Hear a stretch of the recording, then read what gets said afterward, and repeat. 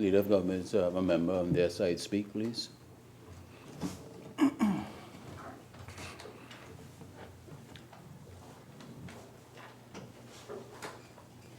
Madam Speaker, is it that the opposition doesn't want to continue the debate? No, we will continue, but they have so many members on their side that haven't spoken, and we are inviting Madam them to Speaker, speak. that's not how it goes. Member for Uruguay, please.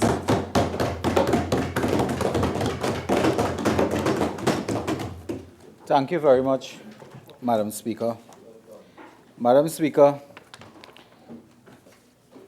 it is an honor to rise and speak and contribute in this debate, and it's a special honor to be invited to speak with the entire government front bench yet to speak.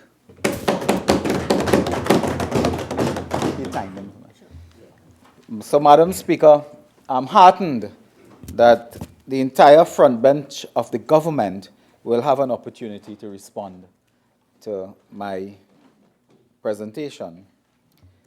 Madam Speaker,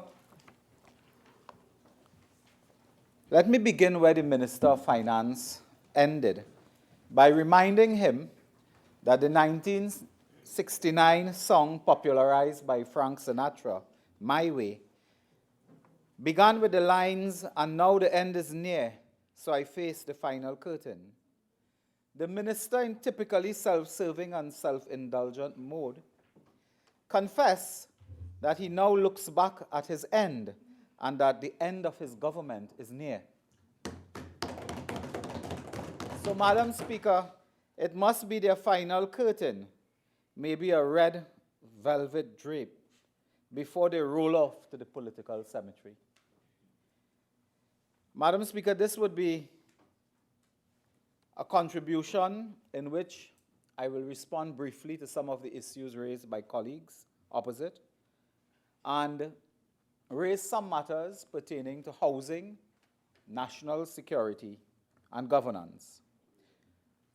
Madam Speaker, regrettably, I cannot respond to San Fernando East on matters of tourism. And I promise him next year, if he's still on the compound, I would respond, because every year, Madam Speaker, he changes his ministry before the budget. So I can't follow him everywhere.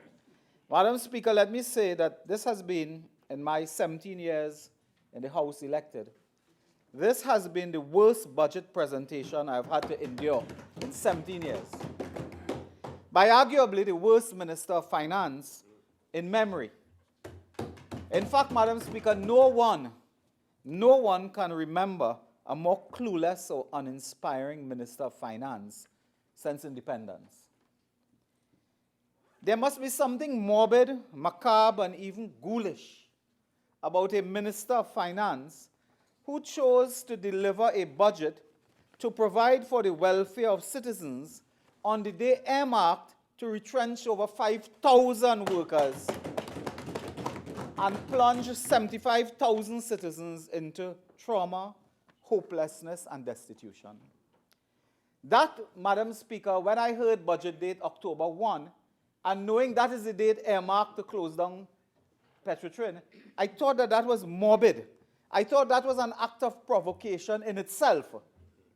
But, Madam Speaker, the member for Diego Martin Northeast require further observation and examination, maybe by medically trained personnel. Madam Speaker, this budget comes at a time when there's a nationwide crisis across every sector. As I speak, a united labor movement is demanding justice, equality, and good governance. The Oilfields Workers Trade Union is before the court, Madam Speaker, on a substantive matter involving an industrial relations offense, and they have mobilized the length and breadth of the country and united the labor movement. Madam Speaker, just yesterday, the industrial court issued an order to grant an injunction to the OWTU and the workers, restraining Petrotrin from firing and or offering voluntary packages to employees. That's a public matter. So that the once proud flagship state enterprise in this country has an injunction hanging over its head at this time. Madam Speaker, there's an expanding and explosive anger building up in this society. This society is like a pressure cooker where a light weight is holding down enormous steam. I am appalled at the tone and I cringe at the liberal expressions used by ordinary citizens on the social media when describing their plight and when describing who they believe inflicted that suffering on themselves. But, Madam Speaker, the anger in this society is being fueled by the bravado and arrogance of the Prime Minister, his ministers, and state enterprise leaders. They are fueling the anger in this society. Madam Speaker, unelected state board directors have now accrued unto themselves a self-righteous and disrespectful tone towards workers and the poor. They have become a law unto themselves. We have someone speaking like P.W. Botha. All must go. All must go. Don't ask me who to go. All. When you ask them how much to go, he says, I don't know, but all have to go. Madam Speaker, in my life, I never thought I would live in this country and hear an unelected chairman of a state board speaking that manner. In a country where Eric Williams, Patrick Manning, and many others, but I refer to the PNM prime ministers, have led a country where at least they spoke and to some extent carried out policies dealing with equity, equality, and compassion. I do not think that this gentleman could have survived under Patrick Manning, speaking that way to workers. When the court issues an order, the chairman says they could do what they want. We liquidate. If they liquidate, Madam Speaker, and go into bankruptcy proceedings, the workers come last. And the workers must be aware of that. But, Madam Speaker, you can talk like that when you have the political backing of the Prime Minister and his ministers. The chairman of Petrotring songs as if you give him a chance, he fire all the judges at the industrial court as well.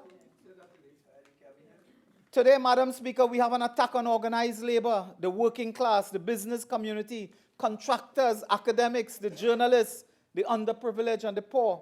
Never before have salaried workers, the bulk of our taxpaying base, been vilified and condemned, Madam Speaker. The minister said our government gave a gift of wages as if this was not a bargained outcome and justified terms of settlement for workers. They demonized the workers, their pension plans, and in his budget, even the medical plan. You see, Madam Speaker, apparently only cabinet ministers must benefit from handsome medical plans, not the workers. The poor, the workers, the taxpayers, the middle class, the professionals, and the business sector all agree that they are under attack by this wicked, malicious, and dictatorial regime. They all ask, what will they shut down next? What will they take away next, Madam Speaker? After 3 hours by Diego Martin Northeast, 3 hours of converting oxygen to carbon dioxide, the minister left the stage with a cloud of doubt and a veil of uncertainty hanging over his government. Not a single sector felt confident. There was no alignment between problem, policy, and priority. They regurgitate old ideas and rehash time-worn projects. They move from repeating promises from budget to budget to repeating promises within the same budget. They trumpet sandals. They declare, beat their chest, sandals will be owned by the people. The same people who cannot own a refinery will own sandals.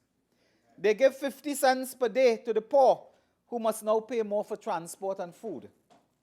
The differently abled get a small change, while able-bodied men and women get the axe. A benefit for new homeowners, while existing homeowners can't pay their mortgages. Madam Speaker, this is a government in denial and confusion. But as they trip themselves, Madam Speaker, and scamper towards the impending elections, they have given up on original ideas and plans. They now return to the policies, projects, and programs of the People's Partnership. They are stumbling in the dark and kicking down anything in its way. and they are merchant government. With 22 months to go, they understand that they can build nothing. They can build nothing. So what do? They are merchant government. They are buying and they are selling. And that is how they will continue. They will be remembered for trying to build a walkover at Beetham. For 3 years plus, they're trying to build a walkover. Madam Speaker, what happened when the Minister of Finance spoke on the Monday to the opposition leader who made a comprehensive and in-depth analysis of the problem and offered a blueprint for development? You know, between the minister speaking and the opposition leader responding, we had 7 murders, Madam Speaker. While the opposition leader was speaking, workers were marching outside. They were marching. Do you know when the workers were marching on the streets, OWTU called other workers at Pointe-à-Pierre and they were giving out termination letters? Madam Speaker, that is surreal. At Petrotrin, they were distributing termination letters when the workers were marching. And when they went, they got a small snack box from Puff and Stuff in San Fernando. They get a puff and they get a juice. And the termination letters they gave them had an interesting warning. In receiving your termination letter, the company told them, they said, but if you act in a dishonest or illegal way, we'll fire you. Madam Speaker, that is tragic comedy at its best. The Minister of Energy on his legs while people being fired from the Ministry of Energy. That, Madam Speaker, speaks volumes, Madam Speaker. And when the colleagues had to speak opposite, what did they talk about? Well, the member for Port of Spain South told us about some funny program that they're running there. I don't know what that is about. I don't want to know, actually. The Minister of Energy came to this house and was concerned with how much meetings the member for Siparia attended at the Energy Subcommittee. That's what he's concerned with. This is a busy energy minister. While he's speaking, thousands losing their job, but he bring paper to say how much meeting the former Prime Minister attend. But he didn't check how much meetings she attend, the member for Siparia, when she was opening hospitals, giving out houses, building police station, cutting ribbon for fire station in Mayaro, opening schools, opening community center, opening highway, roads, water. Didn't concern with how much meetings the member for Siparia attended there. He was concerned with being in the office, in the Prime Minister's office, the Energy Subcommittee. That was concerned with. Madam Speaker, today, so that was the Minister of Energy for you, Madam Speaker. In the same week, there was another fascinating development. Petrotrin, which is at the heart of our economic crisis at this time, the authors, the architects of that collapse of Petrotrin, Malcolm Jones, Ken Julian, and a former energy minister, Lenny Krishnlal Seth. Krishnlal, and although he's your relative, you don't even know his name, man. Come on. Come on. So, Madam Speaker, the architect of the demise of Petrotrin was cutting a ribbon in Tamana for a next project. Now, Ken Julian must be a very brilliant man, I don't know. But, Madam Speaker, he appears to be a blight man. He was chairman of ISCOT when ISCOT lose $1 million a day in the 80s. Then came back with Malcolm Jones and went into the World GTL, which collapsed Petrotrin. And then come back again now with some aluminium. Alutech. What is it about this gentleman that everything he touched disappear? Billions. And I must remind my colleagues opposite, when we had arbitration with Sural, that very company that they brought back. You know, there are some companies always appear when they pay them in office. Sural, call them. Nucor come back again. There's another one, Nikon. Ostal. There are companies they have in the back pocket. And as soon as they get in government, these companies reach. But Madam Speaker, Sandals was there when they were in opposition. The Prime Minister admitted that he met Sandals and discussed business. Madam Speaker, Ken Julian went to an arbitration in Miami and he testified against the people of Trinidad and Tobago, against our interests. He testified against the government and people of Trinidad and Tobago. But that, my friend from Port of Spain, North St. Anne's West, don't find that unpatriotic. And incidentally, His evidence was not believable, was not credible. They lost that matter. Sural, whose witness was Ken Julian, who then bring them back at the Tamana plant last week, Alutech, to cut ribbon for some other program. Watch the millions again going and going and going. Another World GTL, Madam Speaker. So, Madam Speaker, where are we? We have a government like a Ash Wednesday government. They borrow, they borrow, they borrow, they spend, they spend, they spend. And on Ash Wednesday, they're drunk and broke. That's what we have, Madam Speaker. So, you don't have money to put gas in your car, but they want to make magrims down in Tamana. Yeah. So, Madam Speaker, these are the challenges we face. And, Madam Speaker, I want to put on record our deep concern with the chairman of Petrotrin. The chairman of Petrotrin should be fired before I'm finished speaking. What? Madam Speaker, he may be in contempt of court for statements about liquidating Petrotrin if the court cannot rule in their favor. He speaks with an arrogance. Imagine the chairman of Petrotrin said he's changing Petrotrin and he's concerned with the national debt. But he's the Minister of Finance. He's the Prime Minister. Is the Prime Minister? Yeah. The national debt, the member for the Gomartin Northeast will do what he has to do. Whatever he can do left in the time left.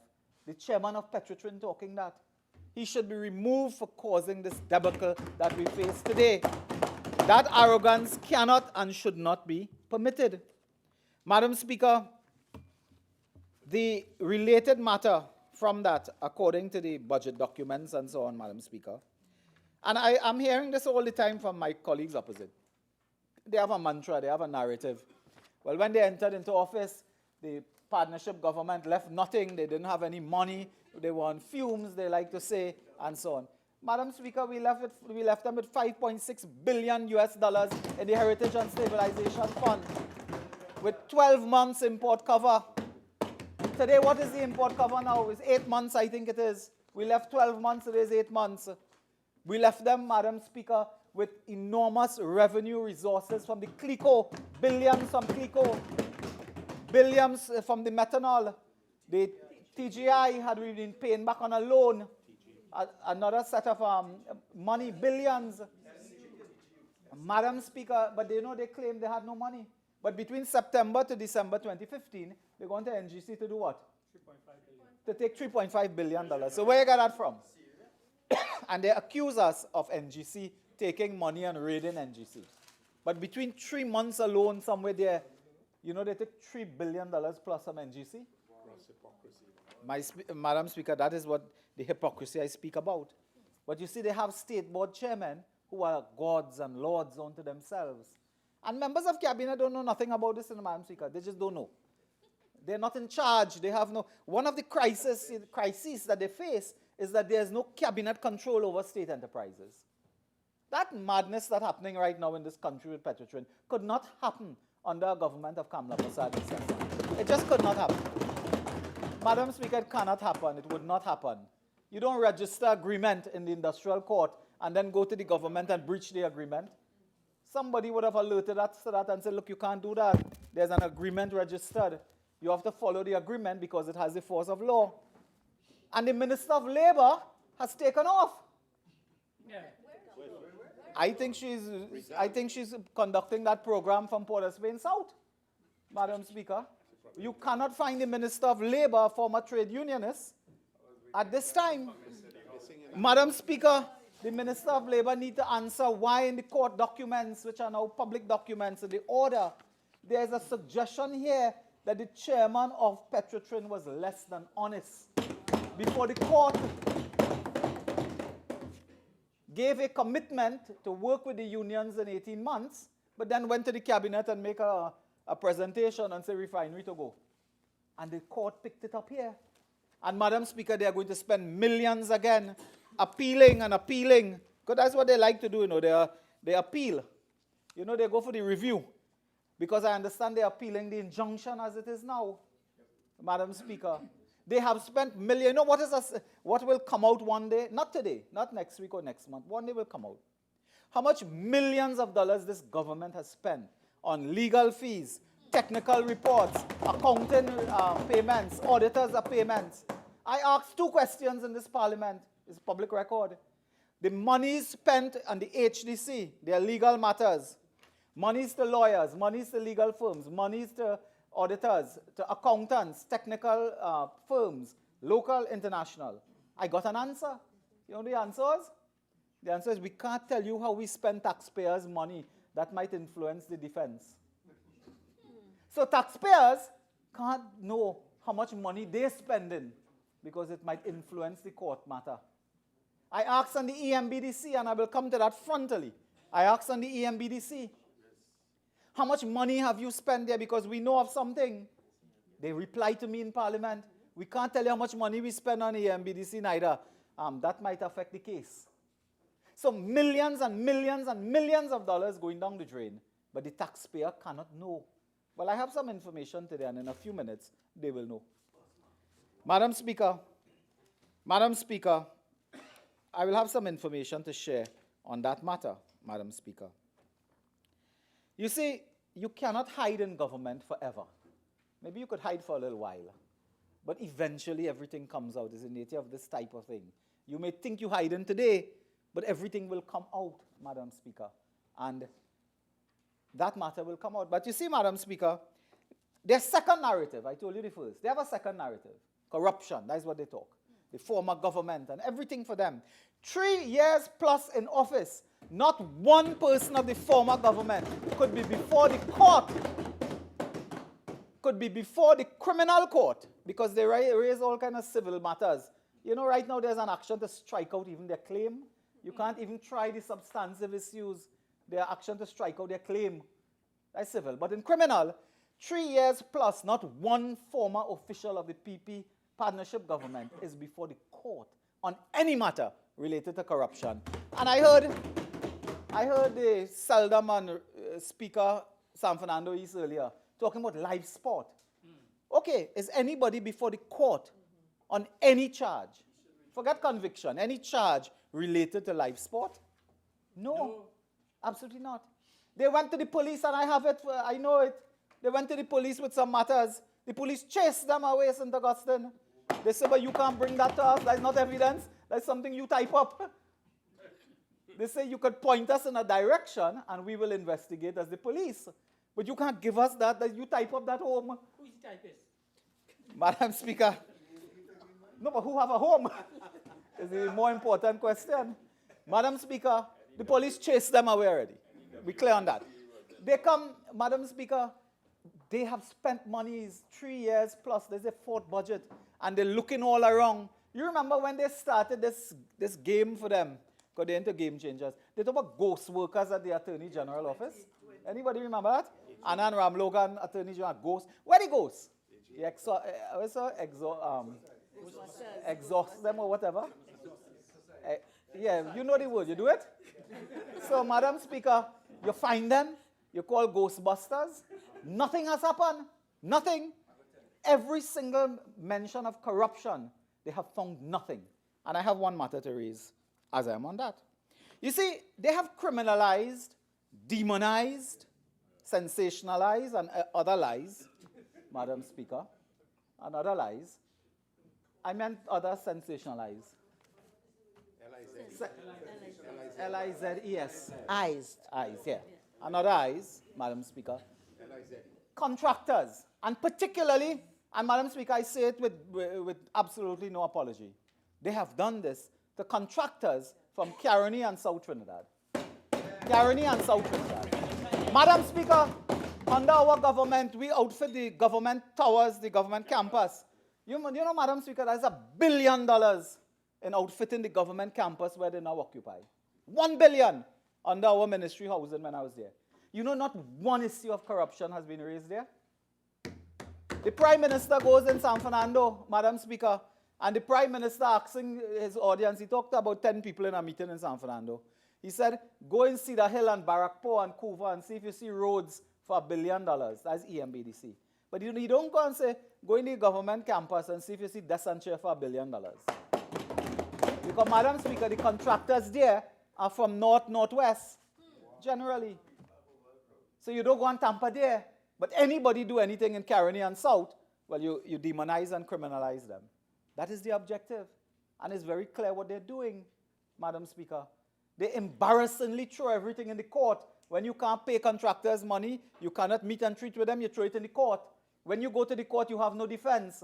The court rule, Madam Speaker, that CPEP had to, a company levy on CPEP, took away the desk, chair, kettle, microwave, everything gone. CPEP had to go and have meetings in San Fernando, in Treehouse Hotel, because they didn't have a desk and chair to meet in the CPEP office. And Puff and Stuff supply food again. I don't know what is this thing with Puff and Stuff. Madam Speaker. Madam Speaker, you know, but one of the contractors that they like to demonize is SIS, you know. You know, because they like that, SIS, because the principal, I think, is Krishna Lala. And if you name anything with Ram or Lala or something, you're in trouble in this country. So, Madam Speaker, they demonize them. But you know, the program they're focusing on was what was called the Beetham Wastewater Reuse Plant, a project we entered into.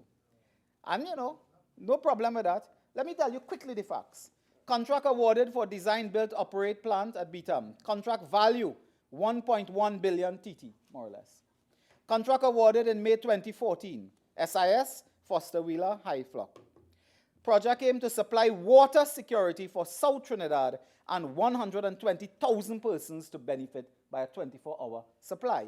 Simply put, they were reusing water, sending it to Point Lisas, and DeSalle would give 120,000.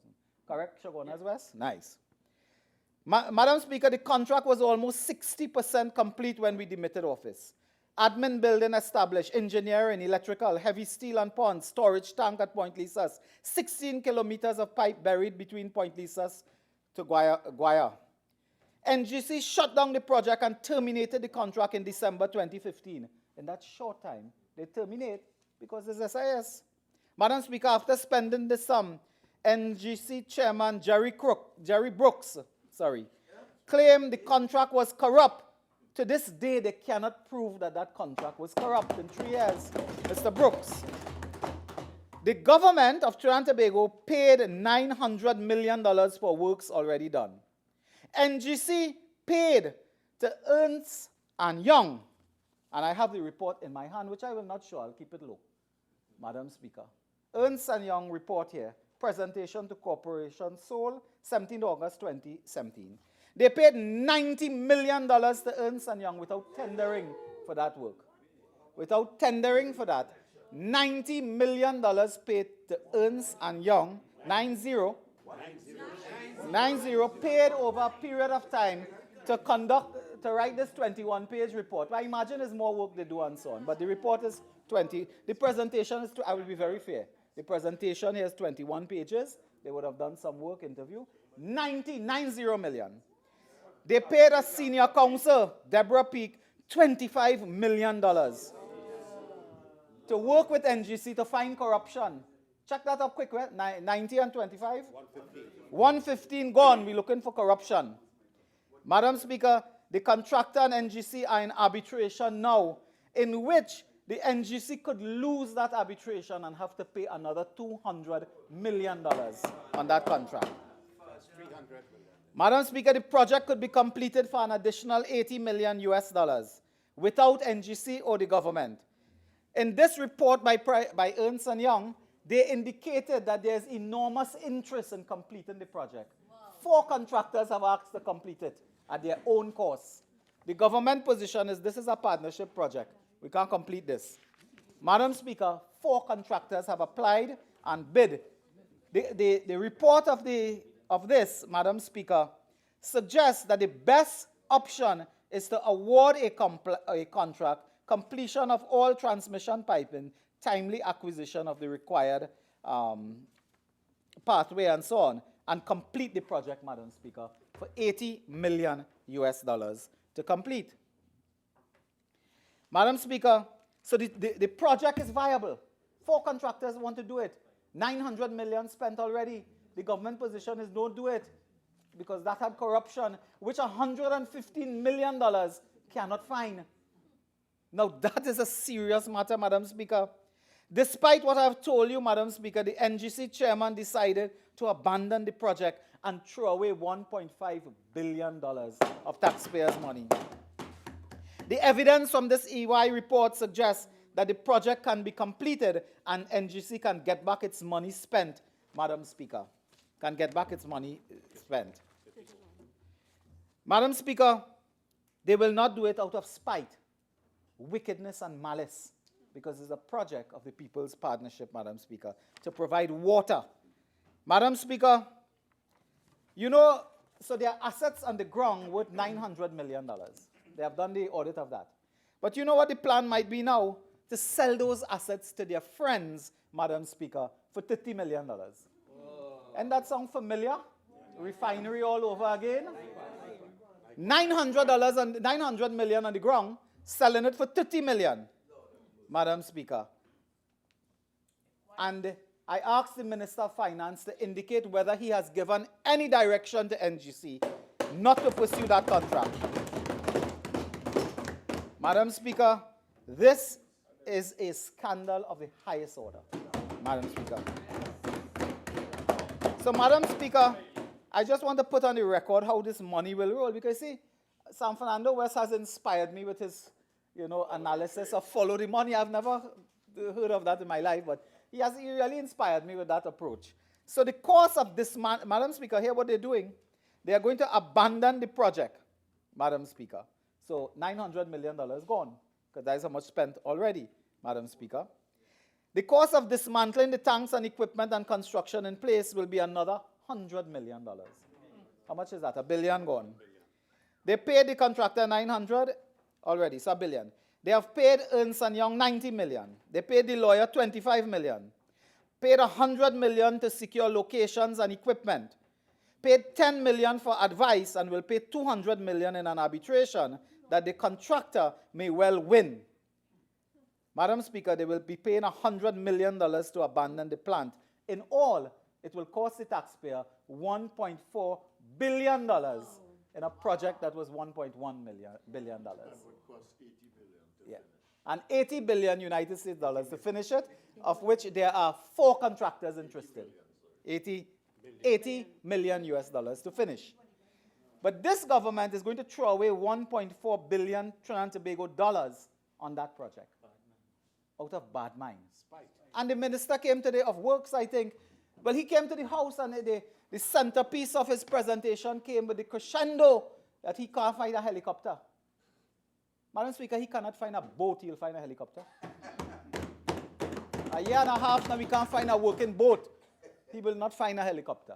And after 3.5 years, if you don't know where the helicopter is, well, then God help you.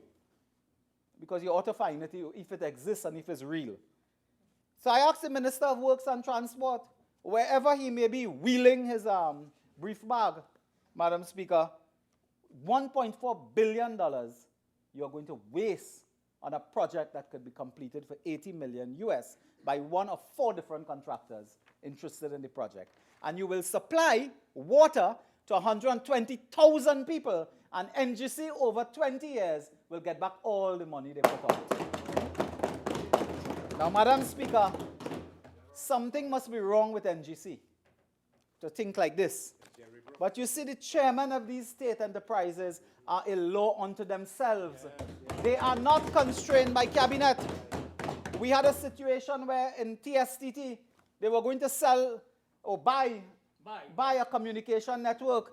The minister from Lavantil West, I think he was minister there for a weekend, Madam Speaker. He stood in the house and he said, I don't know anything about that. And he was right. This is one of the few occasions I could tell him he was correct. He knew nothing of what was happening because state board leaders in that government are calling the tune. And they will work with another Port of Spain-based financier and determine everything. Cabinet ministers know nothing. How much time more? Madam Speaker, cabinet ministers know nothing. They remind me of Sergeant Schultz from Hogan Heroes. He said, I know nothing, I see nothing, I hear nothing. They asked him, what is his name? He said, I know nothing. Madam Speaker, this is the cabinet ministers. If they had a rein on what was happening, we won't be in this condition with Petro Trim. And the Minister of Finance, at An undisclosed location yesterday had a press conference in a little room somewhere we don't know. Because even I think Parliament staff wanted to locate him. But he was broadcasting from an undisclosed location. And he said that we're in trouble, economy in trouble, by the ruling of the court. So if the court didn't rule, you were paying? The ruling had nothing to do with whether you pay or you don't pay. The same problem you face before the ruling is the same problem you face after the ruling. Yes. But Madam Speaker, they want to build this case that there's economic collapse because of Petrotrin. And this is a clear frontal attack, Madam Speaker, on salaried workers. You see, under this government, to have a wage and to make money and to pay tax and to be socially responsible is a sin. That's a sin. Notice this ability, checking everybody. The minister hiring 100 people to go and look at doubles vendor and aloo pie vendor and nutsman and so on, Madam Speaker. From the original? Yeah. Madam Speaker, notice this tendency to hunt you down. No. And all the professionals, Madam Speaker, to hunt you down.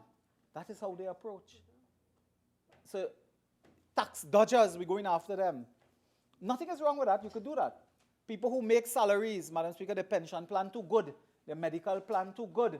Now, people are involved in collective bargaining for years, donkey years. This is the result of their bargain. That's how they get their salary and their terms and conditions of work. So, Madam Speaker, when any one of the 9 frontline ministers who haven't spoken yet get up to talk, they will tell us about the price, the Ernst & Young report, dated August 17, 2017, on Beetham Water Reuse Project. And the members there, just for their record, would be one Jerry Brooks, Colin Suping Chow, Anil Niranjan, and Nicholas Simangal. And you'll tell us what the report said and what you are doing with taxpayers' money in that way. Because you see, Madam Speaker, they waste, they squander, they do all sorts of things. But they are self-righteous. To them, they could do no wrong. And Madam Speaker, I'm speaking to the country now because even now, this is like water on duck back. They will not hear me. In fact, they will get up and vilify me. I'm sure when I'm finished, somebody will read a search warrant. You know. They will find one. It must have one, Madam Speaker. This is their approach. This is their approach, you know, Madam Speaker. But Madam Speaker, another major matter that emerged is this famous, infamous AV drilling. Madam Speaker, AV drilling and that crisis that we face there, Madam Speaker, is not delinked from the crisis at Petrotrin. Connect the dots. $100 million, fake oil. Suddenly, refinery close. Only refinery closing. Then mine change, entire Petrotrin closing. All workers must go. AV drilling matter is the subject before a DPP, and we believe the police. Records, documents, with witness or worker statements are all with Petrotrin. It must be with Petrotrin. Cabinets have to move. They're closing down. They have to secure. What about mothballing? We heard about mothballing. Yeah. So, Madam Speaker, you know, when they take the decision on Petrotrin, they came to this house, and every time we asked, they said, that's Petrotrin business. That's the board. That's not the government, you know, Petrotrin board doing that. When Petrotrin board go to the industrial court, the Attorney General say, I want to be in that too. All of a sudden, it's not the board. You want to be in that too. He wanted to get locus. But he's a locus in that matter, Madam Speaker. Don't belong there. So, Madam Speaker, AV drilling, a company linked to AV drilling in South Trinidad declares bankruptcy and closed down. Andrew Jokan. Huh? You all know that. Company closed down. AV drilling in trouble. Prime Minister declared that the principal there is his best friend and so on. That's fine. No problem. We all have best friends. Madam Speaker, Petrotrin now, from restructuring into business units, closed down. Madam Speaker, when you have severance pay for people at Petrotrin, and they're owed what could be some dollars, you think any one of them going before a court to speak against Petrotrin in that matter with AV drilling? Witness gone.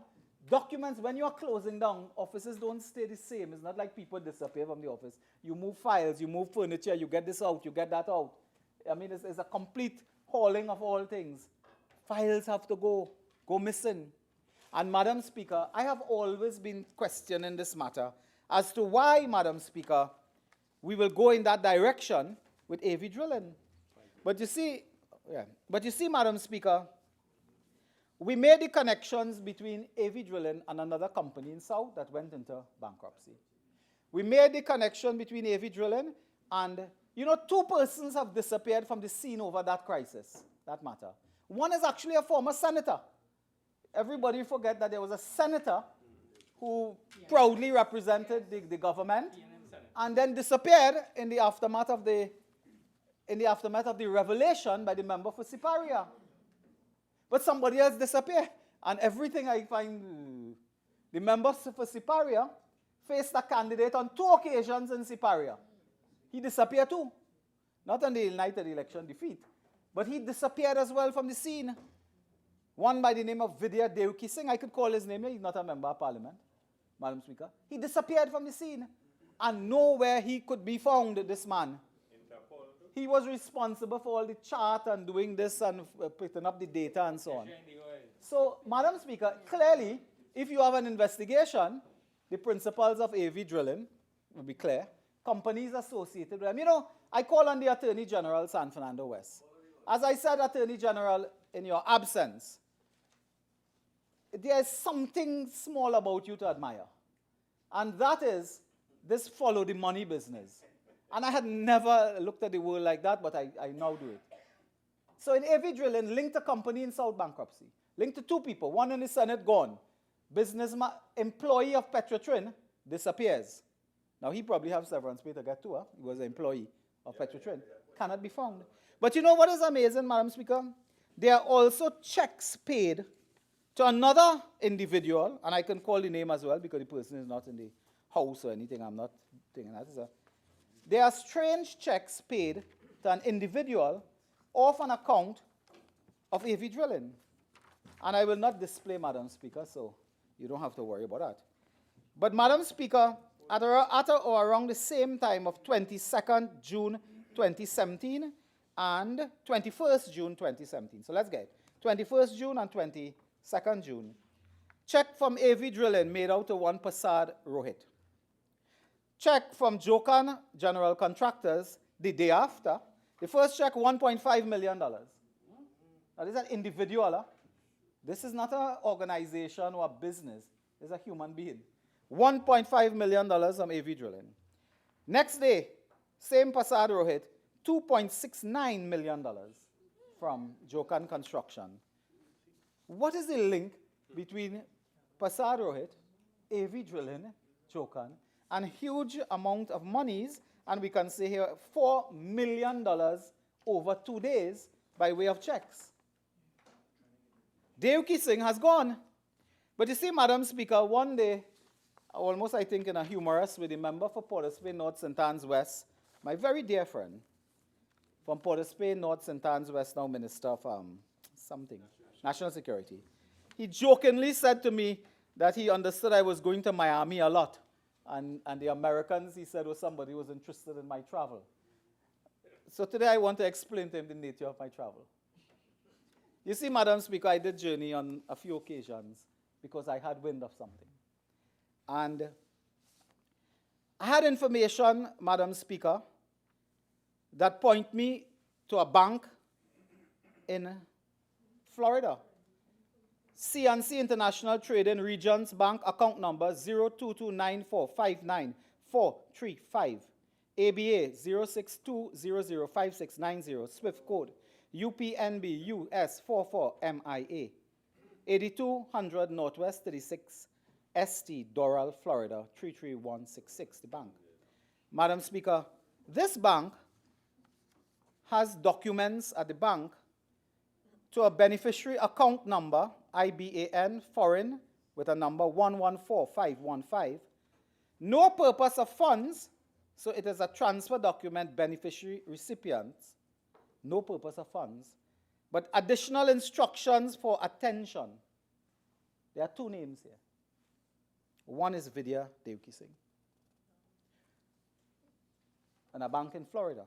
Now, what would this Petrotrin employee be doing with banking business in Florida? What? The second name I cannot call in the parliament. I cannot. The second name I cannot call. But you see, Madam Speaker, I cannot call the second name. But I asked a week or two ago, I asked the member for Diego Martin West whether he had any interest in AV drilling, and he wanted to fight me.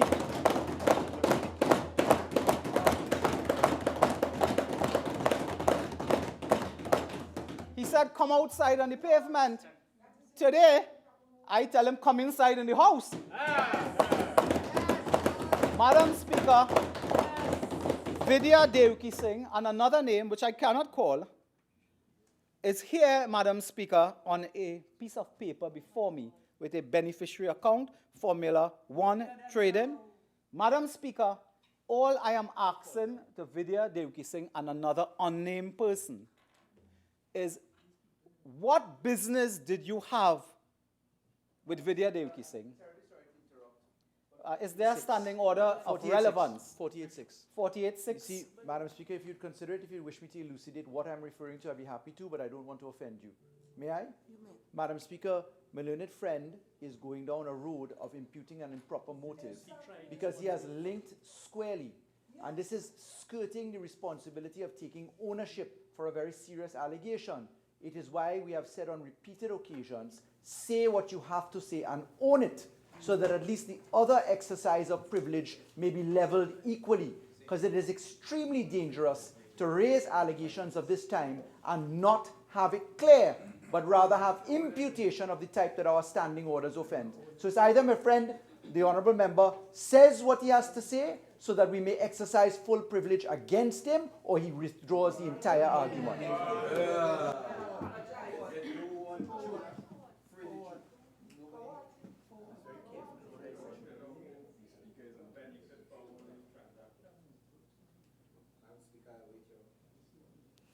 Honourable Member for Puchis, Yes, ma'am. I rule in favor of the objection under the standing orders. So it's you either withdraw or you say clearly what you wish to say. Okay?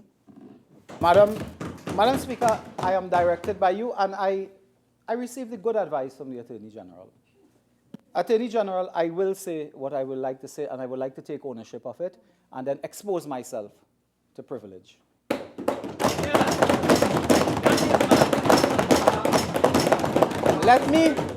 Let me say, because my words will now become something more important, that I have in my possession what appears to be banking information regarding a beneficiary account in which it says additional instructions. Attention. I have said that there are two names there. I called one. I'm saying You're entitled to 10 more minutes. I think I would need a next minute, ma'am. Well, 10 minutes, yes, I think I'll take the 10. you have 10 minutes. I Sure. gave you some injury time Sure.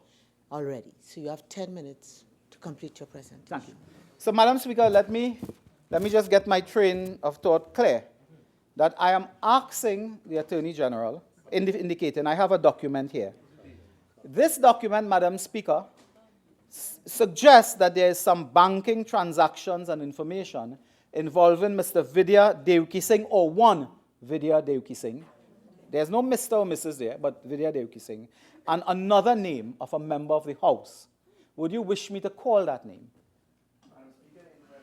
Standing order raised, I'd also like the honourable member to confirm what he said earlier, that he went to Miami and obtained this information himself, because there's a very different line that the honourable member is taking right now.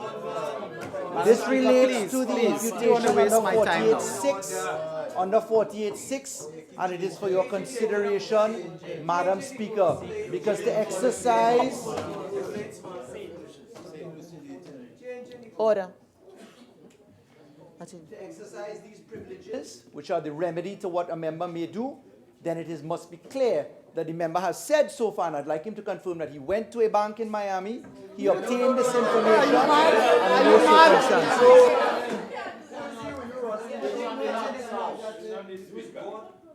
Member for Naparima, nobody near is God. Okay? Including you. I'm on my legs. Attorney General, I believe the Hansard would have already taken what the member said. Okay, and I have recall the member saying he's taken ownership for what he's about to say, and he has already said certain things that Hansard would have recorded. Madam Speaker, no, Madam Speaker, it cannot be another point of order. But Madam Speaker, I'll never finish. Madam Speaker, in respect of the very standing order, should not the member tell us the date of that document at the very least? Yes. He did already. No. He never did. Madam Speaker. In terms of this, remember, unless it's Hansard, he's not bound to tell us the date. He has said certain things, which is on record. He either proceeds or he withdraws. He said he's taking ownership. Madam Speaker, I will proceed. And I'm proceeding to state, I don't want to restate what I said, the Hansard is there. I would like to say that all that is required is an explanation that this, what I have in my possession, is either true or it is not true. And if it is not true, then it means that there's another story. If it is true, it is a story. I have brought to the House a document which I cannot exhibit, which I have read from as the best I could, and I leave the matter there. I have no interest in going further with that matter. But what I will say, Madam Speaker, is that we are very concerned. But I read all the banking information already. What else you need? I mean, Madam Speaker, I wish not to call the name of the person. But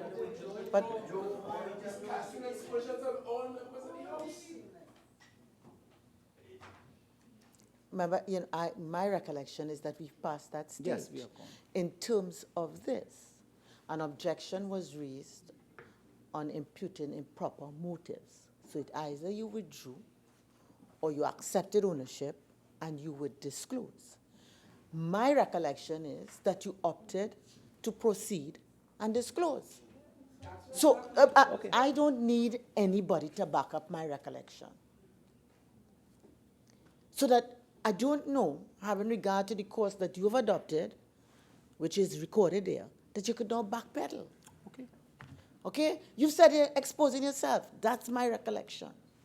Madam Speaker, I really do have a couple more points to make, so I will just indicate, according to your ruling, that the two names I have here, additional instructions, attention, VIDYA-DEOKIESING, and the second name, KEITHROWLEY. I've read it, Madam Speaker. If this would be, Madam Speaker, please.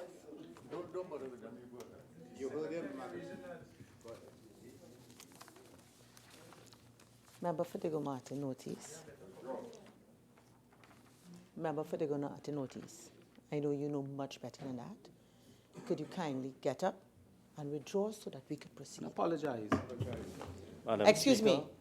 I withdraw. Excuse me. Sorry. Okay? I've asked you to withdraw. Madam Speaker, I withdraw the word liar. Continue. Move on really because I have no interest in this. On a related matter, I'm still on the same matter, but on another issue related to the same matter. Madam Speaker, it has also been in the public domain before today. This is not the first time now. Before today, it was in the public domain on a site, on a website, of a reference in relation to the AV drilling matter. A reference, Madam Speaker, to one Charlie Diaz. And I want to put that name out as well, Charlie Diaz. Who and what is Charlie Diaz in Florida, associated with A&V drilling? Because, Madam Speaker, it was in the public domain already that there was information being asked, purportedly being asked for on Charlie Diaz. And information pertaining to the banking business of Charlie Diaz. It has also been in the public domain, Madam Speaker, so what I'm saying now is certainly not fresh. That in an email from the internet, which was circulated months ago, there was an email from one Justin Sugrim. And Justin Sugrim is sending an email on an email address of Vivian Bashk. This was already in the public domain, so this is not new. Good morning, Honorable Prime Minister. The following is the banking particulars for Mr. Charlie Diaz as requested. Bank information, C&C International Trading Bank account and all the accounts there. This is old information. This is not new information. It's on 48.6. If the honourable member would please just confirm the source of this information. You can't just say something because it's there. Again, the routine is own it, say what it is, so we can be clear to take the action that is required in the event that it is required. Yeah. Member, Yeah. Madam Speaker, I have how much minutes? you have 3 minutes and 40 seconds. Could you please reveal the Madam Speaker, it is an email. I can't exhibit it, but I can tell you it's an email on a Yahoo account of avdrilling@yahoo.com. Madam Speaker, the email body is much longer and I don't have time to read it. Madam Speaker, in closing, I have raised two critical matters of governance. I am asking for explanation, Madam Speaker. And Madam Speaker, I want to go further to say something. If it is that these documents which were given to me prove to be false, to be fabricated, I want to say I will be the first person to apologize to all who have said that. If it is proven to be false, Madam Speaker. I want to hear the member. Yes. I really want to hear the member. Please continue. Madam Speaker, as I wind up now, let me put on record our very deep concern with files, documents, information pertaining to AV drilling, the biggest corruption scandal that has hit this government. Let us also, Madam Speaker, let me also put on record, is there a standing order? Madam Speaker, you have to give me the time. Huh? Madam 48.6, please. Member, again, in terms of imputing improper motives in respect to the concern, I ask you to state that in another way. Withdraw it and state it in another way. No, Madam Speaker, I'm speaking about AV drilling and the fake oil. I'm not speaking at this moment about anyone in particular. I know you're not speaking about anyone in particular, but it's said in a particular context. And that's where the imputation is. So I'm asking. And this is something that has happened. Either you say what you want to say or find another way to say. But Madam Please. Speaker, could I just proceed? You see my time is going. Member, I've asked you to do something. Either you do it. Madam Speaker, I want to say with great respect, I'm not understanding you clearly. I am prepared to follow your instructions, but I'm not understanding because I was summarizing the issues in my few minutes left. I was not saying anything new. I was just summarizing to ask questions. And I'm saying in terms of the statement with respect to the concern, you haven't said where the concern arises from, and that's where the imputation in the whole context and what you've said. So either you say completely who you're concerned about with the disappearance of those things, or you withdraw it. Madam Speaker, we are concerned that officials of Petrotrin are involved now in moving, reorganizing, closing down, mothballing, and we are concerned about the safety and security of files, documents. Madam Speaker, I only have 2 minutes left. Madam Speaker, the problems at Petrotrin, again? On the exercise of 48.6, No, you see, Madam Speaker, they won't have a trial. if I may ask, on Standing Order 48.6, may I ask the honourable member if he is prepared in owning these issues to repeat them outside the walls of the Parliament? No, Madam Speaker, you can't have him doing that. Member, you have 1 more minute. Madam Speaker, let me end by asking the government squarely, Madam Speaker, let me ask the government squarely to reconsider their mind on the retrenchment and severance of the workers of Petrotrin, to reconsider their decision to close the refinery in the interest of this country, and for the Prime Minister to remember that when he came into office, Madam Speaker, he came into office with the support of workers, particularly oil workers and the OWTU. The workers, the Prime Minister and his party rode the backs of those workers that they are now firing today. Madam Speaker, I have 1 minute. I gave you 1 minute. Madam Speaker, thank you. Member for Laventille West. Madam Speaker, what we heard here was the classic use of innuendo in the safe precincts of this house to cast aspersions on a member of this house and others. It was not the first time that the member for Oropuch East flagged this issue, and he was chased away on the last time, scoffed at, laughed away. So the opposition in this budget debate after 3 years, with absolutely nothing with justification to accuse this government with, he rehashes an old document, didn't tell us the date, cast aspersions on people, gave us 10% or 10% of the story, and chinks in with the balance. He has been asked to say it outside of the safety of this house, and he will never do that. Madam Speaker, Please continue.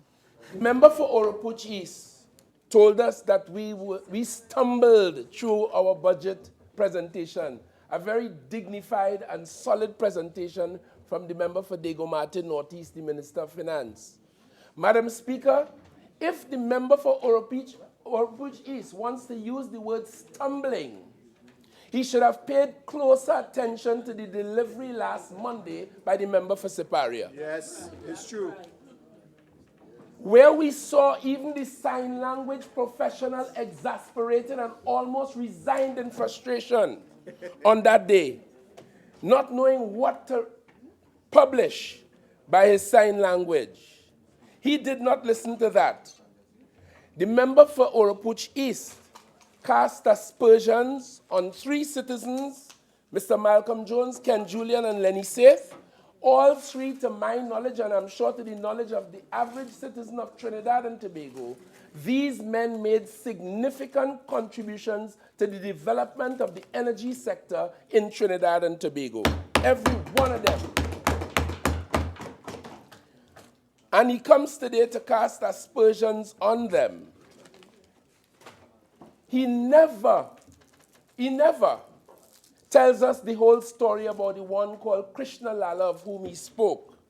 Now, this Krishna Lala, as everybody in the country knows, his big business was the presence, and he made available little houses all over Trinidad and Tobago. One of his colleagues on the other side described them to me, flatly speaking, as a house of ill repute. He was a close friend, admittedly so, of the member for Siparia, because the member for Oropuch is talking about friend today. A very close friend. I recall in 2010 when I was in the opposition as a senator, the first issue with SIS in the year 2010 was a $56 million repair to the Siparia market. That is when I came to know who was Krishna Lala. I raised issues about that in the Senate. Didn't stop them. For the next 5 years, he earned billions and billions of dollars in contract awards under the hands of the member for Siparia. And when her house was being built, a mansion was being built. We were talking about friends, and we are talking about... Speaker, I rise on 48.6. He is imputing improper motive for the member for Siparia by the statement he made. He built the house. He's connecting what he's saying with the member for Siparia, and he's imputing improper motive to her. 48.6. I take ownership of that. And let the member for Siparia come here and say SIS Krishna Lala didn't build a house. And one for Ashwood Jack in Tobago too. No, Madam Speaker, I stand again on 48.6. Madam Speaker, this is going too far. I stand on 48.6. He is imputing that person built the house for the member of parliament. It is wrong. And he's casting aspersions on the integrity of the member of parliament for Siparia. Order. Order. Honourable Member for Caroni East. The member has indicated that he's taking ownership. Yes, he has indicated he's taking ownership for what he's saying. And when I raised this issue in this country about those 2 houses, one in Philippines and one in Tobago, the very member for Siparia is on record in this country saying, Ashwood boy, the 2 of we get the house, and they're saying you and I get the house on the same person. Who is she, Madam Speaker? The member for Siparia. The member for Siparia admitted it. She told you that. It's on the public record.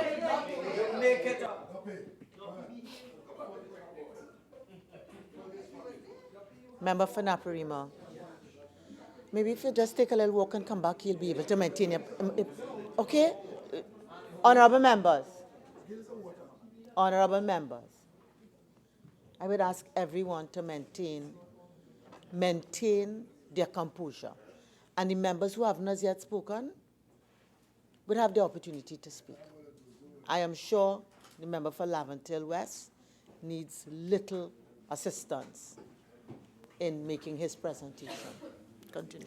And just like Madam Speaker, the infamous clause or section 34, the wastewater project of which the member for Oropuch East spoke began with a very noble idea, just like life sport too, you know. It was supposed to protect and to guide the young and vulnerable and exposed in the society. It started with about 20 million, and it started with 6 million, and it ended up with some $400 million mayhem, bloodshed, murder in East Trinidad and around the place. And we are still having issues with life sport under the watch of the member of Siparia today.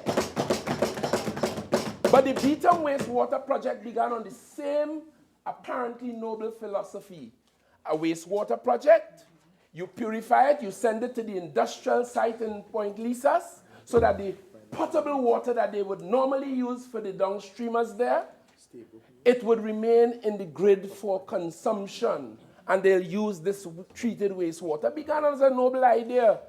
What the member for Oropuch East did not tell us is that that contract was issued for $162 million US, the equivalent of 1.3 or so billion TT dollars. And what he did not tell us today is that that contract was given to the friend of the member for Siparia who built the house, for which I take responsibility, for $400 million more than the lowest bidder when they all pre-qualified. He didn't tell us that.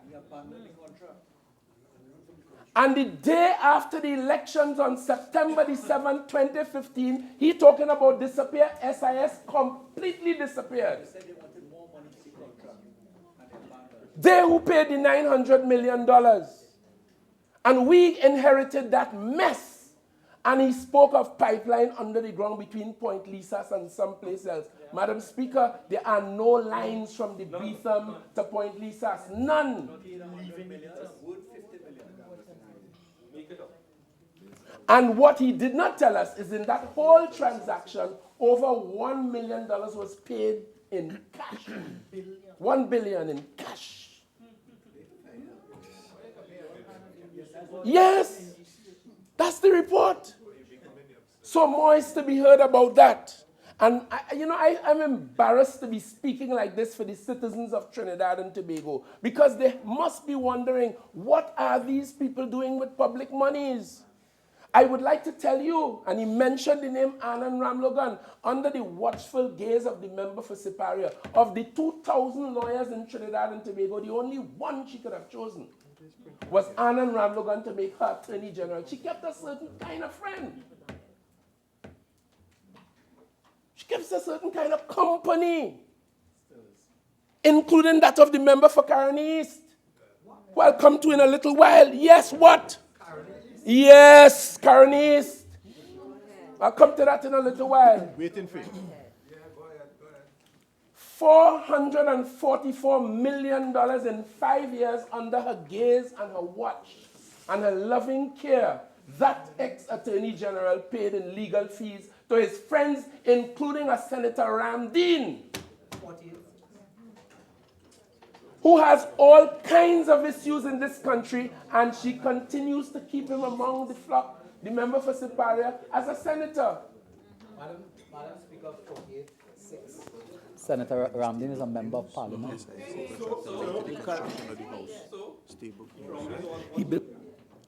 Member for Laventille West, continue. And I'm just being reminded, we had a project to build that motor vehicle transport building there in Frederick Settlement. SIS again. 232 million. 232 million, and it was supposed to be $45 million, I recall. And they're talking about we haven't locked up anybody yet. When I was the Minister of Works, one of the first matters I asked to get was the file on that building. And I was embarrassed with what I get because there are friends who were and still work in the system in this country, frittered away the file. I was never able to get a proper file on that matter. So when they boast and laugh at us, laugh at the people of this country, having raped this country in metaphor. Now they laugh, ha, ha, ha, because they know what they did. And these crooks in this country are very skillful. And that is why I support the efforts of our department, the Attorney General's office, to pass follow the money legislation and explain your wealth legislation. It will come here sometime. Whether they will vote for it is another question. But the public will see.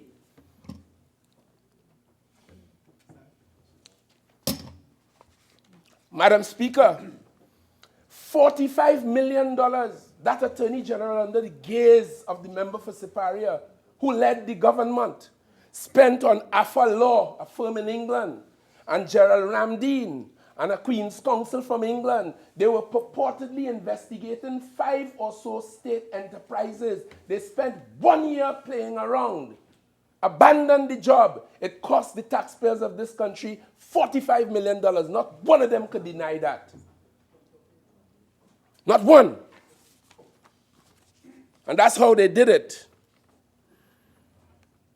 So, Madam Speaker, we have to, because I want the public to understand at this juncture, getting behind the termitic behavior of those who went before and what they did requires effort, it requires serious focus, and it costs, unfortunately, it costs money.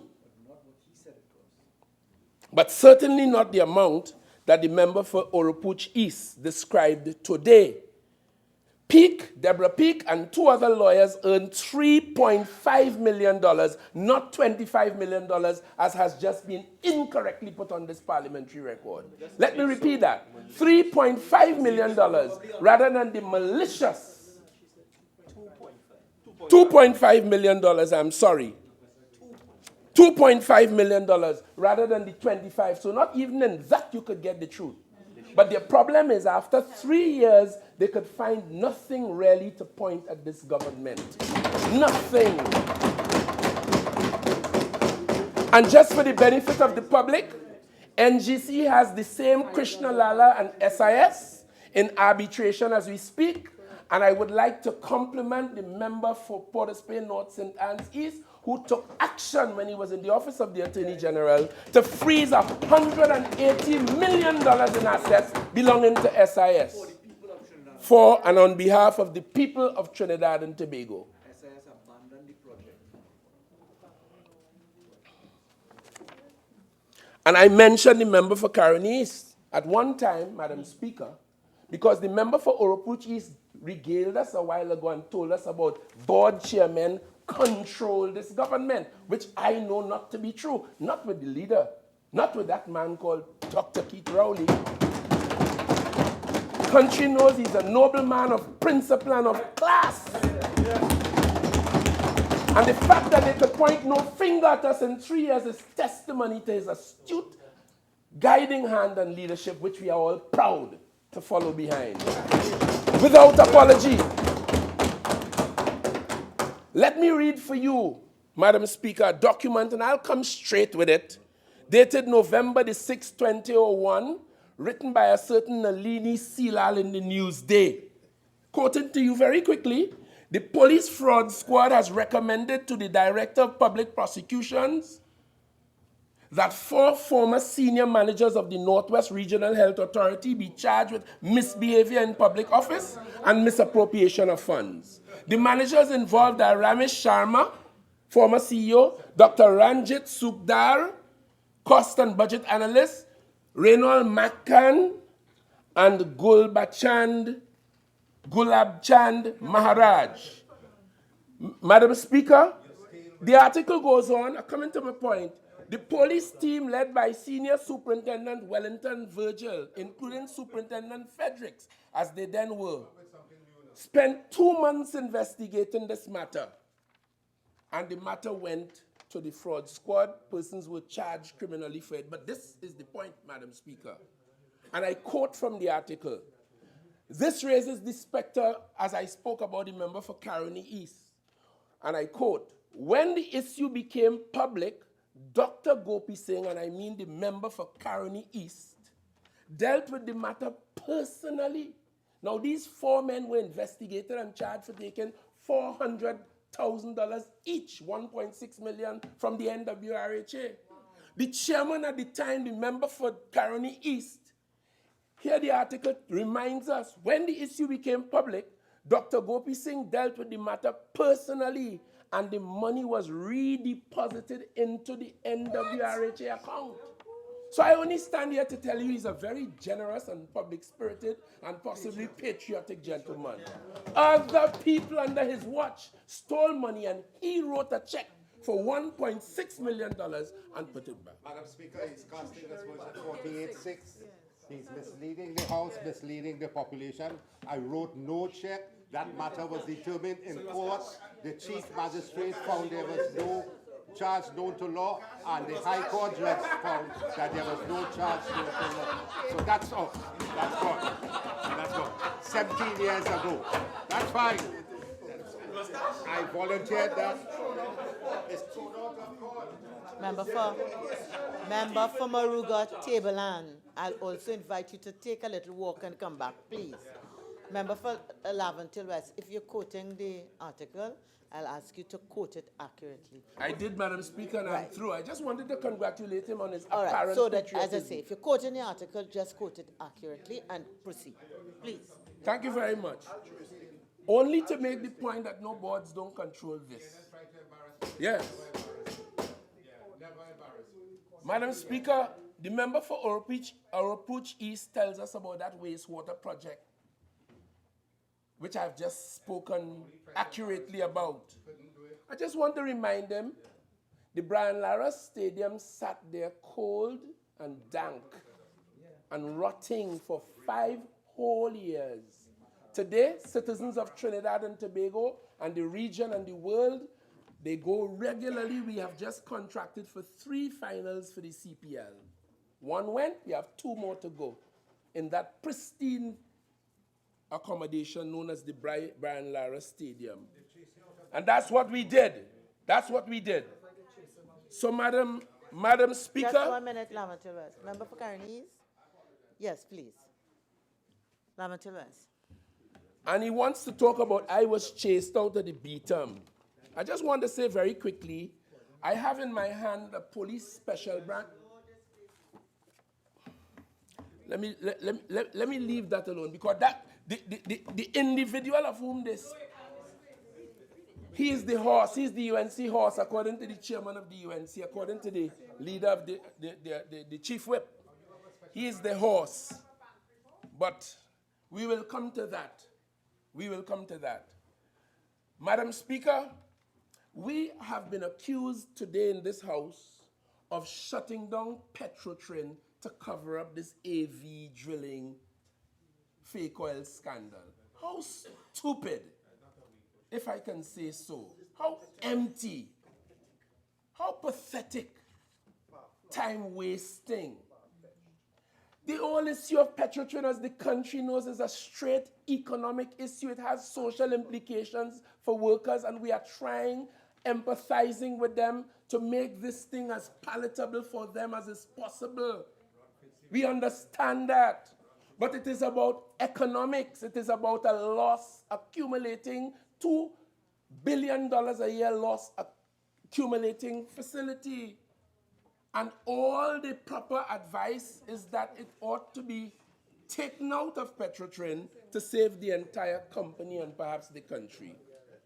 The matter with AV drilling, under this very government, when it came up, it was an audit conducted in Petrotrin when they discovered that they were paying money for a certain amount of oil, and there was evidence or some concerns about whether they were getting the oil concerned, the requisite amount.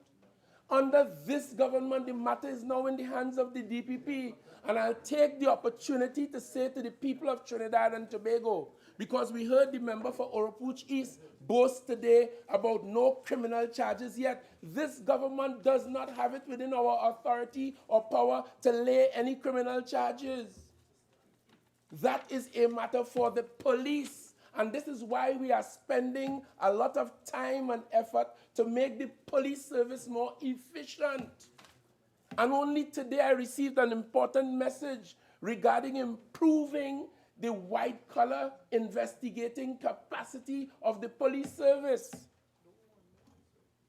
Because to the extent that that is improved is to the extent that they would laugh less. If we had a very efficient, smooth-working, white-collar crime investigating police service, plenty of people in this country would not be at liberty today. But it is coming. And fraud is never statute bad, like murder. So you could laugh today, but he who laughs last, laughs the longest and the best. I don't want to hear any small talk, you know. I want you to deny that you dealt with the matter personally. So, Madam Speaker, that matter is before the DPP and we have no issue. Madam Speaker, let me come a little more centrally to what I wanted to say. Every citizen of this country of lucid and sound mind will appreciate that in a very short time, this country, under the governance of the PNM, lost about 90 to 95% of its revenue in a very short time. Energy revenues, that is. Our lifeblood. And even so, we came to government meeting that reality. I think everybody understands that. The trouble is, when we cut back on expenses, which we must do, they complain.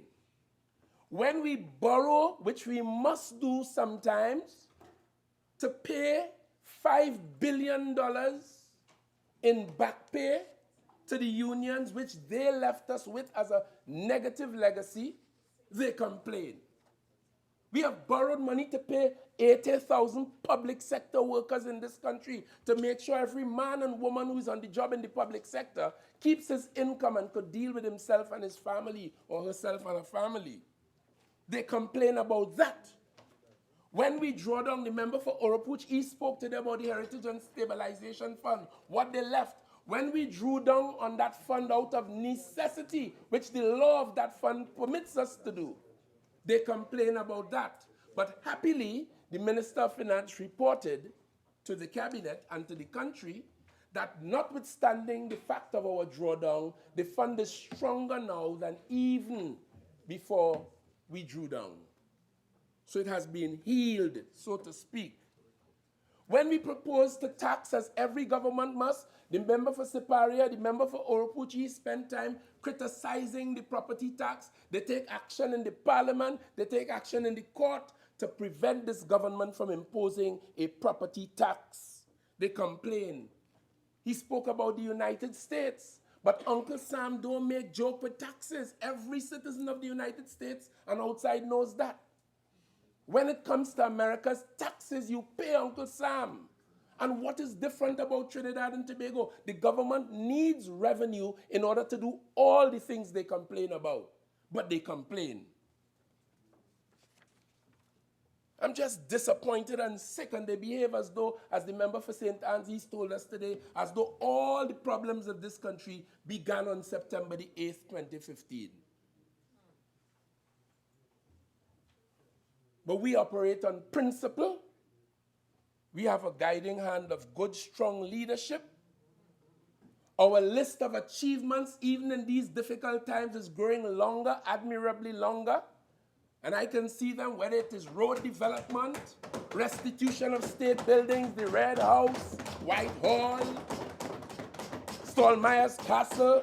The list of achievements getting particularly longer. And they anticipate that by 2020, when we have to account to the country, the list will be as long as their rap sheet and the offenses they committed against the people of Trinidad and Tobago. We boast now of economic stabilization. So this is my opportunity to congratulate the Minister of Planning, the Prime Minister, and at the front of this, the Minister of Finance, for managing the difficulty that he has so well. And today, Trinidad and Tobago, we complain a lot. I was telling the member for Aruka Maloney earlier today, we as parliamentarians have 2 and 3 offices in different circumstances. Every councillor has an office in this country. In some islands of the Caribbean, including Dominica, MPs do not even have a constituency office. We have staff, internet, water, lights. We have a lot. You could get a medical facility close to you, a school next to you, wherever you live.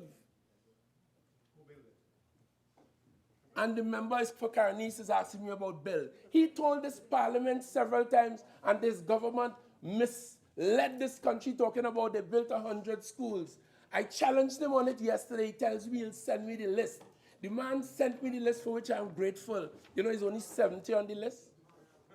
I'm sorry. Madam Speaker, misleading this parliament again. Standing order 4860 is imputing improper motive on me that I said I did something wrong.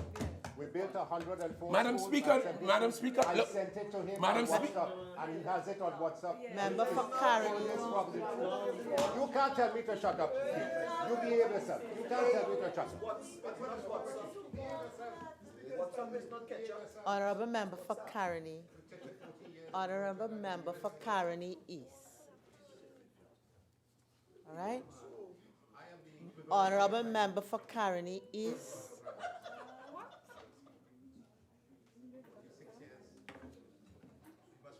Member for Caroni East.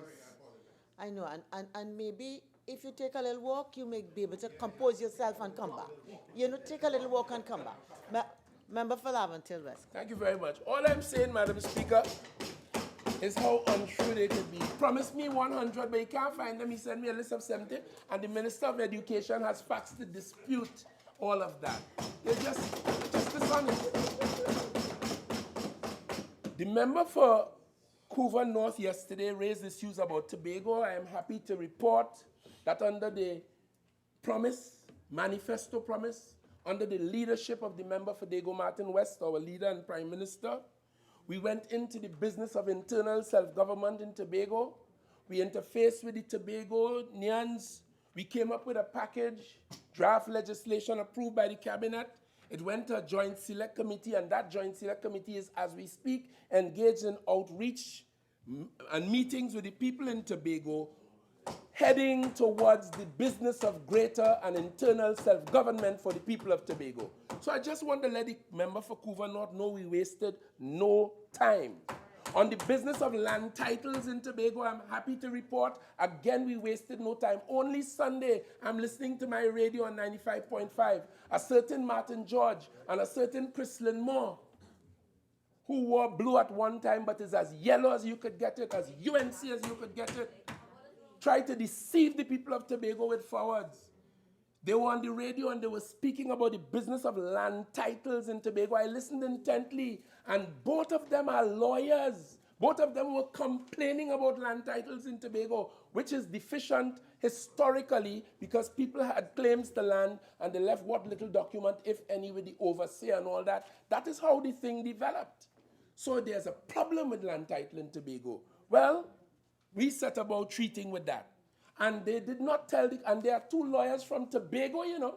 The one thing they did not say in that 2-hour program was that this government came within the last 2 months to this house and amended the registration of titles to Land Act of 2000. And in that we established, we did the Land Tribunal Act, the Land Adjudication Act, where we have set out the way in which we will tackle that problem in Trinidad and Tobago, and we promise faithfully we will begin that activity in Tobago. Money has been allocated to begin that program in Tobago, but neither of them told the country that. The member for Couva North, she raised the matter yesterday, and therefore I'm putting it on the record. We put Tobago first in this matter. We wasted no time. The member raised this question of $10 million. I took the time to find out. There was supposed to be a payment of $10 million to Virgin Atlantic. The money went missing, but it had nothing to do with the chief secretary or any other secretary in Tobago. 4 employees of the department were held to account. 2 public servants, 2 contract officers. Both were suspended, 1 public servant on the hand of and the signature of the Public Service Commission, brought back 1 on the job pending the matters, the other 1 remains on suspension. Of the 2 contract workers, 1 of them, their contract expired some time ago and it remains expired, and the other contract employee is undergoing and enjoying what the law calls due process on the way to full accountability. So I want the member for Couva North who speaks on behalf of someone in Tobago. Yes.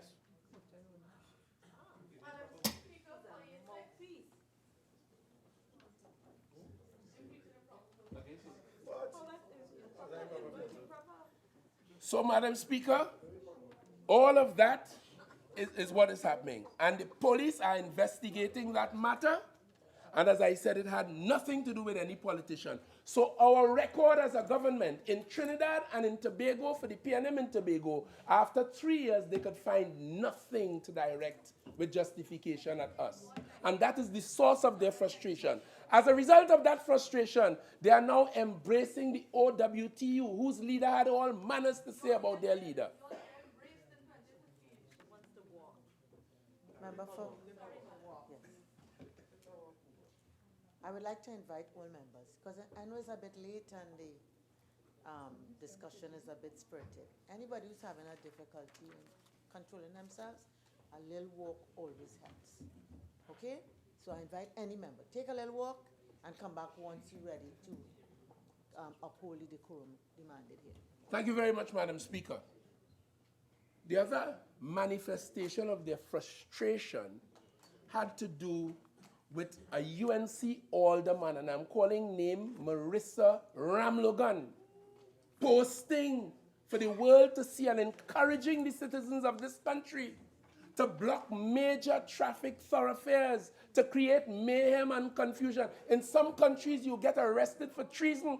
In some countries, you get arrested for terrorism and sedition if you did that. That came out of the bosom of the UNC this week. And when the police indicated very firmly that that behavior would be illegal and will be treated as such, they all began to run below the rocks and hide and to resile from it. So they are becoming desperate. They are prepared to do and say anything. And that's what you saw today from the member for Urupuch East, who come with a half-pick, half-dead old duck. And you could imagine what that means to me as a vegetarian Rastafari.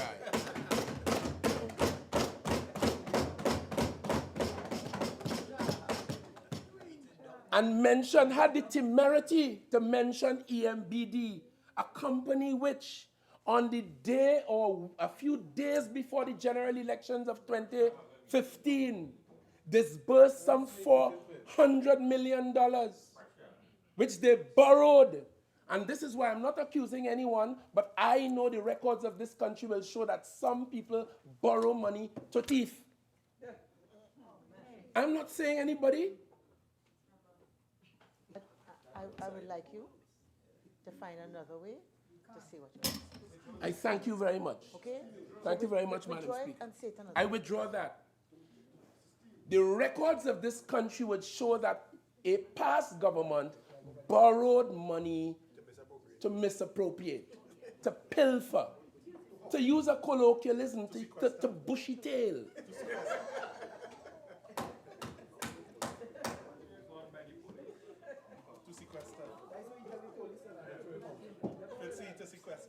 So, Madam Speaker, and the worst of all, and I'm coming to my constituency, the worst act of their desperation, the member for Urupuch East, in the last elections, he had up a banner saying, beware of X and Y in most, vile terms. Obscene. Madam Speaker, I'm on my legs. I hang up no banner But of no their kind. most To impute recent improper motives like that. I won't do something like that.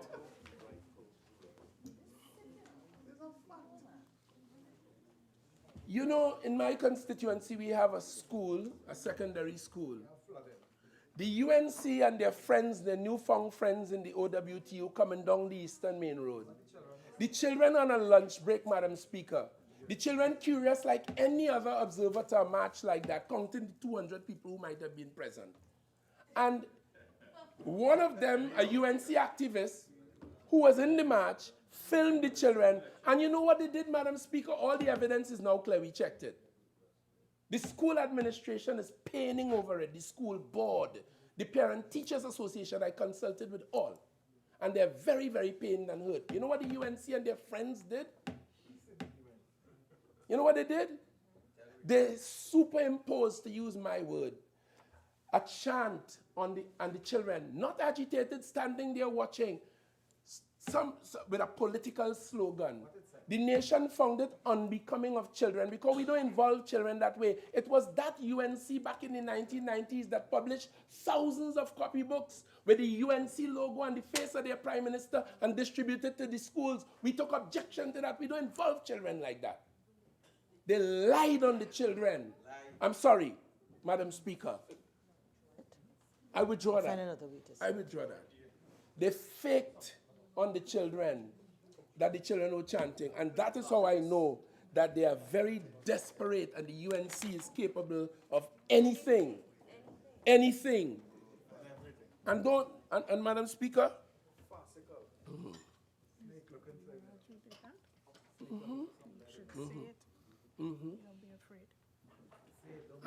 Yes. And they have a former member, a certain Devant Maraj. He's all over the place making mischief, trying to create issues in this country. But the police will do their job.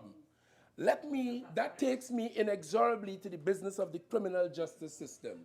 Because part of the reason why the UNC laughs today, ha, ha, ha, ho, ho, ho, is because the criminal justice system in Trinidad and Tobago is not as efficient as it should be. And we have committed to doing something about it. Because when the criminal justice system doesn't work well, it brings the law into disrepute. People act in a culture of impunity. They believe they could get away. And he's scathing, the member for Oropuchi is scathing in his criticism of the government. I want the public to know the Office of the Attorney General has, under the Constitution and under the law, the right to institute civil proceedings. That's all the government could do. And that is what we did, trying to recover some of the money that was stolen from this country. That's all we could do. The rest, criminally, is left to the DPP, who we must resource, provide with the requisite resources, and the police. We have a new commissioner, and we are seeing new energy. The Minister of National Security is making every effort to provide the police service, as we always did, with all that it needed. And the more efficient the criminal justice system becomes, the less they will laugh. Saron Richards put it very poignantly this week when he was asked whether the misbehavior of some prison officers, corruption on the part of some prison officers, was a major contributor to the problem. I respected and admired his response because he knows that that is part of the problem, as indeed it is in the Coast Guard, in the Army, in the teaching service, in the police service. Unfortunately, even in the Parliament, sometimes we've had that. People who act dishonorably. Even in the cabinet. Not this one. The records are clear. When previous cabinets, we had it. When he was asked whether that is the biggest problem, he said no. The biggest issue in this country, we knew this, but I like the way he put it, is the slowness of the criminal justice system. And he's right. This criminal justice system really begins with the masses, with the people, with all of us. Our behavior, the way we conduct our affairs, the fact that we want more than is due to us, the fact that we're prepared to kill and to steal to get enough.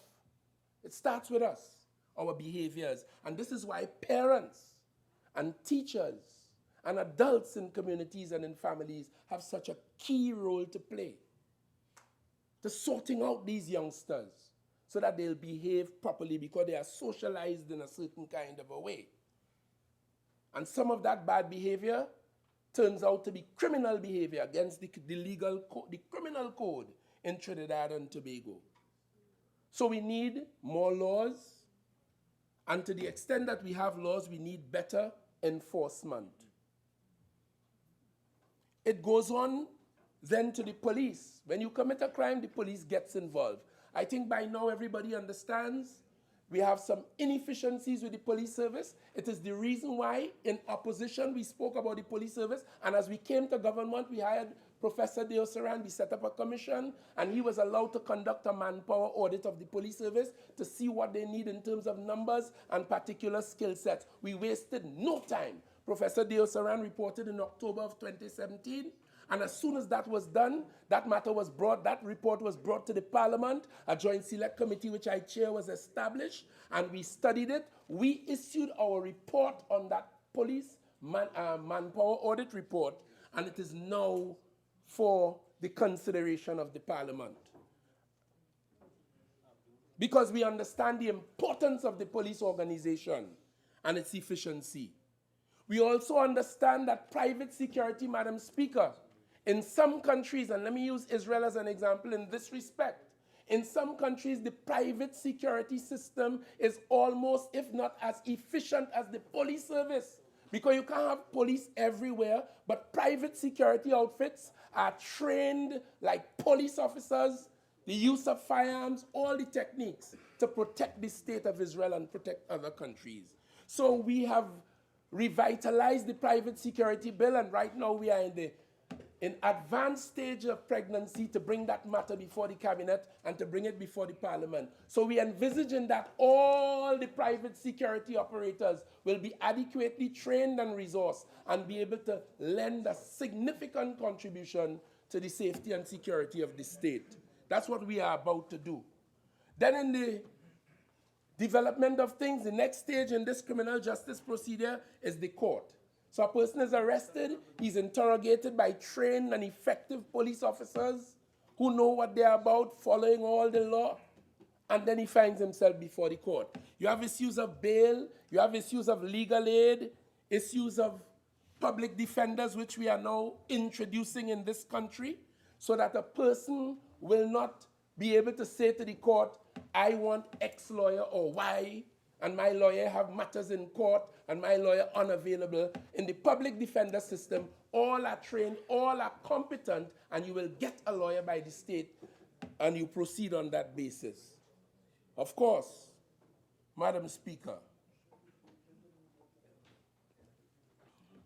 we need some more courts because there are substantially more offenses. We need specialist courts. And as I indicated some time ago in this honorable house, as we speak, the statistics show there's an 11% chance that a matter will be completed in 1 year in the High Court. That's a very poor statistic, but it requires focus, it requires resources, it requires some thought, and to improve it so that we could get the whole criminal justice system going. The DPP has a number of matters. If he writes indictments for all these people and send it, you'll have a backlog in the court. So we have a lot to do. And then if the person is convicted, they make their way to the prison where they must be controlled and rehabilitated. We saw recently the unfortunate shooting and killing of Superintendent Jackson, and I extend commiserations to his family, to his colleagues in the prison service, and to all the people of Trinidad and Tobago, because all the reports show that this superintendent was a hard-working and disciplined and serious no-nonsense man. And for that in this country, he paid with his life. He paid with his life. We need to establish more drug courts. We have one, or I think two. We need to establish more because this drug issue is becoming it's well known to us, and it requires not always the firm hand of the law, but a kind of handling in a drug court which we need. We have established, Madam Speaker, under the Children's Act and the Children's Authority, we have established community residences to deal with children, a particular regime, And of course, we have established 2 new courts in the Family and Children's Division of the High Court. So I would like to commend the new Commissioner of Police who has come to office and who is beginning to show some serious initiative in dealing with this burgeoning problem of crime in this country. Thank you. Time is now spent. You're entitled to 10 more minutes to complete your presentation, if you wish. Thank you. So, Madam Speaker, I had to rise to my leg earlier today to say to the member for Naparima, when he was mouthing off the old rhetoric about under the PNM, you had 1,500 murders in 5 years, and them kind of unintellectual, empty talk. As though criminals decide who is in government when they are going to shoot someone, kill or rob some, or rape, or kidnap somebody. We passed that. We have a national problem to deal with. And we have to support the people of this country with the passage of the requisite legislation and do it. I have already alluded to the fact that the white-collar investigation of crime is a little soft, and we need to do a little more, and we are doing a little more about that. Insofar as I said, civil actions are concerned, that is what this government could do, and in the so-called Eden Gardens matter, those matters, the member for Oropuch East raised it, those matters are before the court. He is happily among the respondents in that matter. Apparently he's happy, I see him smiling. But I want the public, the member for Oropuch East raised it.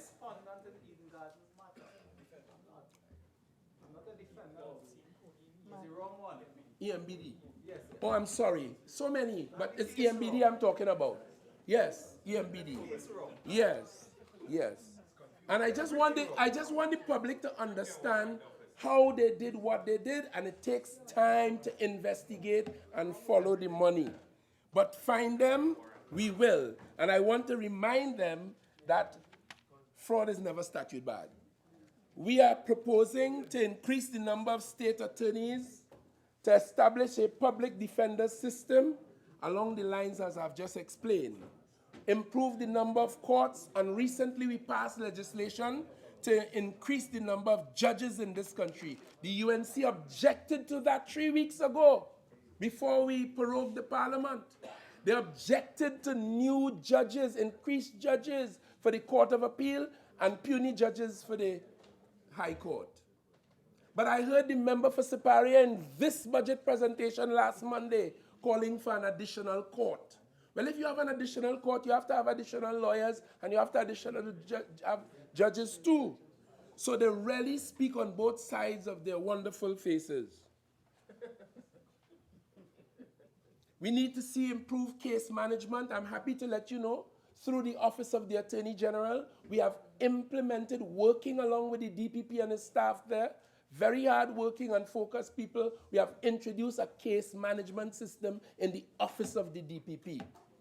And that is expected to be followed up with implementation of similar system in the police service and then in the magistracy. So it shouldn't be too long before you have a seamless case management platform so that the cases can move more smoothly through. Madam Speaker, with little time left, I am happy to report, or at least to remind this Parliament, I'll leave all the others for my colleague, our attempts to quicken the criminal justice system, to abolish the preliminary inquiries, and all of those things. And we are taking, as we have heard before, but I must remind the public to whom I speak today, that we are taking 135,000 traffic cases, which were treated as criminal matters in the Magistrates' Court by our amendments to the Motor Vehicles and Road Traffic Act, where we have introduced a new fixed penalty ticket system, citation notices sent via post, and that kind of thing, and spot speed, red light camera enforcement, demerit point system, and as I said, the new fixed penalty point system. With those, Madam Speaker, we'll be taking 135,000 cases out of the Magistrates' Court, not to be listed and adjourned and all of that. They'll be handled administratively through this new system, and that will free up the magistrates' court to deal with the criminals when they get before them in more substantive matters. That is what we have done. And that too is in a very advanced state of pregnancy, if I might be permitted to use such a metaphor. So, Madam Speaker, I understand full well that time has run. I am happy. I just want to say, like all my colleagues, the constituency of Laventille West is being well taken care of. We've had some roads done. We are in the process of developing a pool for the people of Laventille. Today I had a chat with the Minister of Community Development, and she authorized me to say a community center that had been started a long time ago at Pelican Extension. Very shortly we will get back to work on that to develop it for the benefit of the people. We've been, as I said, paving some roads, looking after the needs of the other people, all the people. We know we cannot meet every single personal desire and expectation on the part of our constituents, but we give it our best and we honor our responsibility as Member of Parliament. In fact, all of my colleagues do so. So, Madam Speaker, I look forward to the coming year. This is a serious, unplayable budget, if you permit me a cricketing metaphor.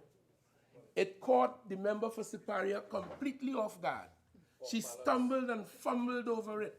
She confused even the sign language, the member for Siparia, professional. And the entire social media network was alight on Monday evening. And the things they had to say about the member for Siparia's presentation, I cannot repeat them in this house.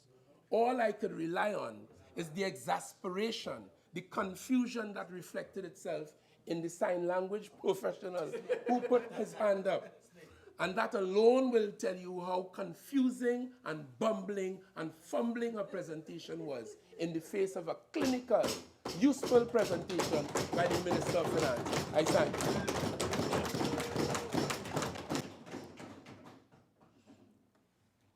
Minister of Finance.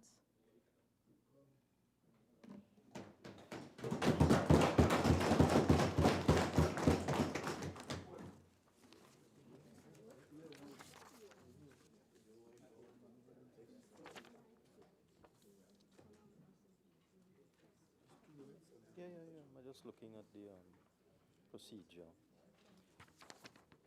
Madam Speaker, I rise to respond to the contributions made by members opposite. Before I get into my response, I wish to congratulate every member of the Keith Rowley PNM government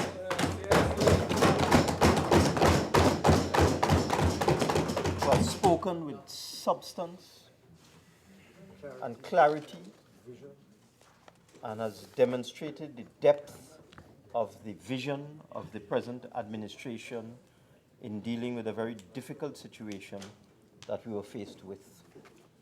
Madam Speaker, I listened to the other side, and from the content or lack thereof of the contributions of the honourable members opposite, after consulting with learned specialists, I've been advised that depression is setting in on the benches of the UNC as the inevitable defeat that will face them in 2020 becomes more and more certain. Because, Madam Speaker, I did not discern from any contribution made by honourable members opposite any issue with any of the budget measures, with any matter within the budget statement, with any issue in terms of the way the appropriation for the service of Trinidad and Tobago is going to be made. Madam Speaker, I beg to move that this House do now adjourn to Wednesday, the 10th day of October at 1:30 p.m. Honourable members, the question is that this House do now adjourn to Wednesday, the 10th of October at 1:30 p.m. All in favour say aye. Aye. Any against? I think the ayes have it. This House now stands adjourned to Wednesday, the 10th of October, 2018, at 1:30 p.m.